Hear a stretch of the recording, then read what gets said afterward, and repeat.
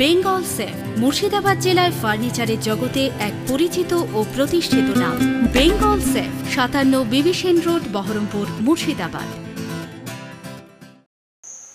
Baharampur collectorate club হলে সবুজ সংঘ পরিচালিত ডিজিটাল সখীর পক্ষ থেকে আজ নারী স্বাস্থ্যের জন্য আন্তর্জাতিক কর্মদিবস পালন করা হলো। 28শে মে ডিজিটাল সখীর প্রজেক্টের মাধ্যমে মুর্শিদাবাদের বিভিন্ন জায়গায় হেলথ ডিপার্টমেন্টের সহায়তায় এই কর্মদিবস পালন করা হয়। এই কর্মসূচির উদ্দেশ্য হলো মানুষের মধ্যে ডিজিটাল ফাইন্যান্সিয়াল লিটারেসির সাথে সাথে মানুষের সবথেকে গুরুত্বপূর্ণ সম্পদ হলো স্বাস্থ্য, সে বিষয়ে মানুষকে সচেতন করা। নমস্কার, আমি অয়ন চাকি, ক্লাস্টার কোঅর্ডিনেটর। নমস্কার, আমি দৌলতাবাদ জিপি ডিজিটাল সখী সুস্মিতা ভূমি। আজ একটি বিশেষ দিন। আজ 28শে মে নারী স্বাস্থ্যের জন্য আন্তর্জাতিক কর্মদিবস। সেই উপলক্ষে আমরা সকলে এখানে একত্রিত হয়েছি এবং আজকে এই দিনটি উদযাপন করব। নারী স্বাস্থ্য বলতেই প্রথমেই আমরা বুঝি নিজেদের স্বাস্থ্যের কথা। স্বাস্থ্যই হচ্ছে মানুষের সম্পদ। আজকে আলোচনার বিষয়গুলো হলো নারী স্বাস্থ্য, নারীর ক্ষমতায়ন এবং নারী পুরুষের যে লিঙ্গ বৈষম্য আমরা করি সেটার বিষয়ে আলোচনা। তো নারী স্বাস্থ্য বলতে প্রথমেই নিজেদের স্বাস্থ্য সম্পর্কে আমাদের ভাবতে হবে। বাড়ির পুরুষ যখন অসুস্থ হয় তখন যেমন আমরা কেয়ার করি, তাদেরকে যত্ন করে সুস্থ করে তুলি, তেমনি নিজেদের কথাও আমাদেরকে ভাবতে হবে।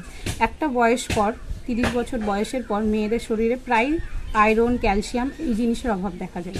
তো আমাদেরকে চেষ্টা করতে হবে কিভাবে ওই ক্যালসিয়াম, আয়রনটা ধরে রাখা যায়। আমরা যদি ঠিকঠাকভাবে ফল, শাক, সবজি এগুলো খাই এবং তার পাশাপাশি আমরা যদি আয়রন, ক্যালসিয়াম এইসব ট্যাবলেটগুলো গ্রহণ করি 30 বছর বয়সের পর থেকে, তাহলে এই ঘাটতিগুলো আমাদের দেখা যাবে। এবং আমরা সবাই জানি যে প্রত্যেকটা মাসে মাসে মেয়েদের একটা পিরিয়ডস সময় চলে। এই পিরিয়ডসে মেয়েদের প্রচুর রক্তক্ষয় হয় এবং তখন আমাদেরকে কি করতে হবে, নিজেদেরকে সুস্থ রাখার জন্য একটা করে আয়রন ট্যাবলেট এবং বেদানা এইরকম ফল টলগুলো আমরা খেতে পারি। এবং এই যে পিরিয়ডসের সময় আমরা যে প্যাডটা ইউজ করি এটা যেন অবশ্যই স্যানিটারি ন্যাপকিন হয় এবং এটা ইউজ করার পর আমরা এটাকে ডিসপোজ করে দিই, যে যত্রতত্র আমরা এটা ফেলে রাখবো না।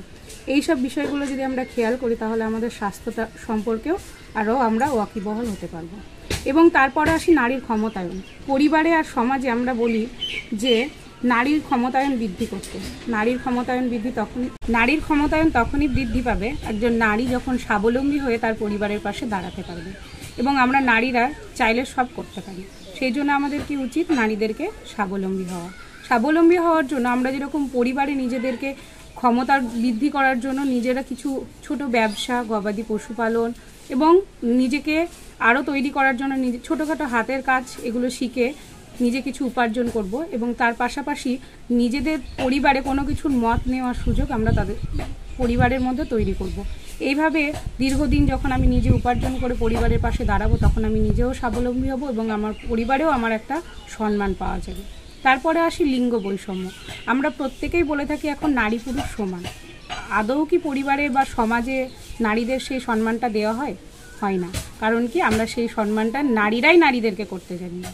আমাদেরকে উচিত যে নিজের পরিবারে যখন একটা ছোট সন্তান মেয়ে থাকে তাকে কিন্তু আমরা একটা আলাদা চোখে দেখি, সেটা করা উচিত নয়। আমাদের উচিত বাড়ির পুরুষ সন্তান যেটা আছে তাকে যেমন কেয়ার করা, তেমনি নারী সন্তানটাকেও কেয়ার করা। আমরা যখন বাড়িতে ভালো কিছু খাবার আসে আগে আমাদের বাড়ির ছেলেদেরকে আগে দিই, সেটা না করে আমরা যদি ছেলে মেয়ে উভয়কে সমান ভাগে ভাগ করে দিই তাহলে কি হবে, নারী আর পুরুষ সমান চোখে দেখা হবে। আমাদের বাড়ি হচ্ছে প্রথম পাঠশালা, যেখান থেকে কিনা আমরা সব কিছু শিখি। আমি যদি আমার মেয়ের সঙ্গে এই ব্যবহারটা শুরু করি তাহলে সেও পরবর্তীতে সেই জিনিসটা শিখে থাকবে। সবসময় চেষ্টা করব আমার বাড়ির কন্যা সন্তানকে ছোট থেকেই সুস্বাস্থ্যে সুব্যবস্থায় ভালো করে বড় করা, মানুষ করা। আমি যখন আমার পরিবারের মানুষটাকে মেয়েটাকে সুসন্তানভাবে মানুষ করব তখন সেও শিখবে কিনা তার পরিবারকে কিভাবে তৈরি করতে হয় এবং মেয়েটার দিকে এমন খেয়াল রাখবো যাতে তার কোনো কিছুতে ঘাটতি না হয়, তার পুষ্টিতে ঘাটতি না হয়, তার পড়াশোনায় ঘাটতি না হয়, তার যেন বস্ত্রে কষ্ট না হয়, কোনো কিছুতে তাকে যাতে কষ্টে থাকতে না হয়। এবং এইভাবেই আমরা তৈরি করতে পারি কিন্তু নারী এবং পুরুষের যে বৈষম্যটা সেটা কমিয়ে আনতে পারি। এবং আমি যখন আমার পরিবারে আমার মেয়েকে প্রাধান্য দেব, সে যখন পরের পরিবারে যাবে তাকেও অবশ্যই প্রাধান্য দেওয়া উচিত না।